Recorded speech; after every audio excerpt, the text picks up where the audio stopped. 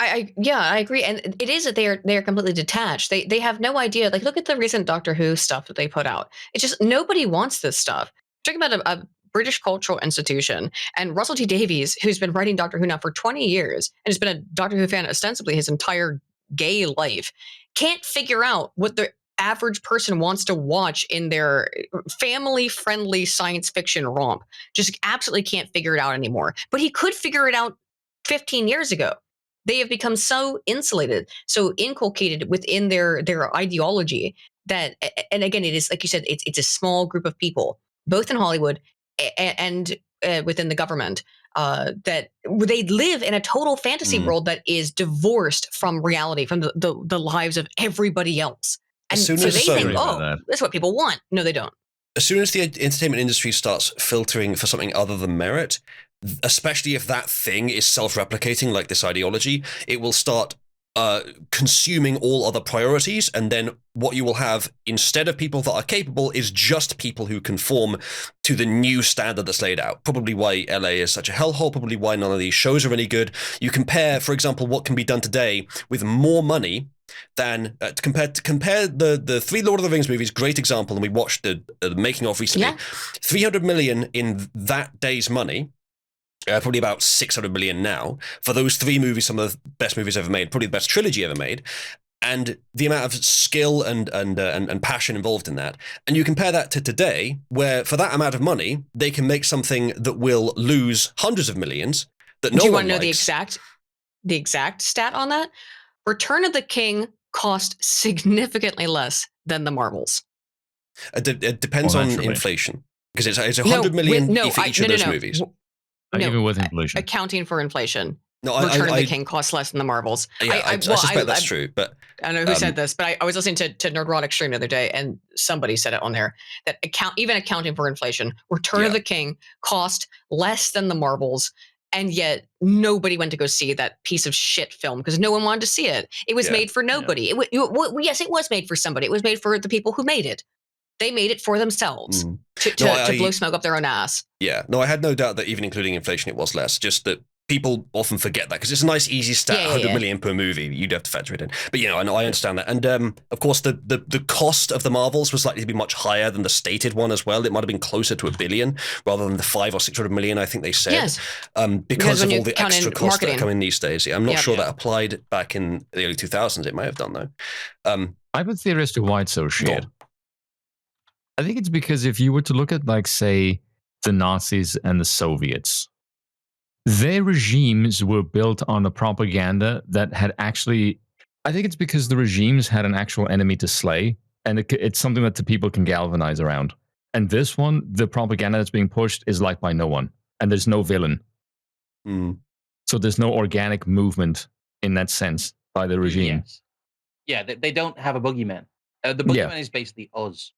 The boogeyman is basically them. The boogeyman is the people to a large extent, because like you look at how many it's obviously difficult to do this, but if you can account for the rigging in 2020, especially if you look at just how many more votes Trump got in 2020 than in 2016, it's pretty clear that we already have the majority on our side for these issues, to the broad one side or the other. We already have the majority on our side. And that is true culturally as well. It's very evident from these movies. I do have a theory, though, as to like what he's saying about losing an enemy. I think to some degree the footing our society has preparing for a culture war that was no longer necessary in about 1991 when the Soviet Union collapsed, that has somewhat carried over and it's just transformed into a new form. But that's not the problem. That's just a symptom of it. And I would also say that the reason that this propaganda keeps being pushed, except for mere desperation, is because at the very least they can continue to reinforce the beliefs of their existing, still shrinking but existing, intensified flock. If they drop them, then they have no foot soldiers left whatsoever. They at least have to keep them on board, and so that's who the Marvels is for. The 5, maybe 10% of the population who still buy this shit. No, you must remember that all of these as well end up in development hell of some kind. So really, what you're seeing now is movies that are pitched towards a culture that existed 4 years ago, generally, when the process of making this movie started. That's what I should say. Yeah, who said that? Someone just said that last night. I think is Gary or somebody on the Nerdrotic stream I was listening to. Was there purely because of the strike that happened in Hollywood, right? They're now 2 years behind, maybe 3. So all the stuff that they have in production right now is still based on a 2022, 2021 paradigm of politic and what they think is profitable to them, which is clearly not profitable. But that's the stuff that's going to come out over the next couple of years. That's why things like Godzilla -1 have blown up and have done so well. A film made on a fraction of the budget, that's a foreign film, not an American film, that is beating the piss out of every single Hollywood freaking massive production because it's actually a good movie. I haven't seen it yet, but I mean, it appears to be from my understanding of it. And the difference is that, yeah, they're going to keep producing this slop for probably 2 to 3 more years, only because they've already invested too much money in it. And I think Aquaman 2 comes out like this week.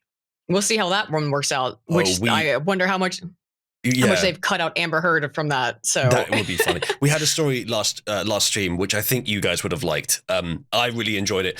Amber Heard is accusing Jason Momoa of dressing as Johnny Depp and being drunk to work. Oh my God. And yeah, I won't go into the full details, but like it looks like it's bullshit, naturally. What the fuck? Amber Heard being Amber Heard. But we came to the conclusion during that discussion. Excuse me? That what the world needs is a space pirate movie starring Jason Momoa, Johnny Depp, and Henry Cavill as like a naval officer. That was my pitch. Awesome. Because they're the three, like, either based in their own right, Cavill seems to be, or jaded by fucking women in the industry, particularly Amber Heard, men who very masculine men who would be good for that role. I think that was my pitch Jason last Momoa's time. Always been awesome. Stargate Atlantis was fantastic. His role in Stargate Atlantis. Henry Cavill's a Jerseyman who got to play Superman, which is pretty cool. And he appears to be a legitimate nerd who actually likes the stuff that he's involved in and won't play ball if the director says that they don't care about the subject matter that he likes, which is very based and very cool of him. And who was the third one? Johnny Depp. Yeah, Johnny Depp is obviously, he's got to be red-pilled as hell at this point. I know he's always been like a lefty Californian because duh, but there's no way he's not red-pilled on at least women at this point. I would like to think so. The women question. I certainly hope so, that he got red-pilled on that, on this whole feminist bullshit.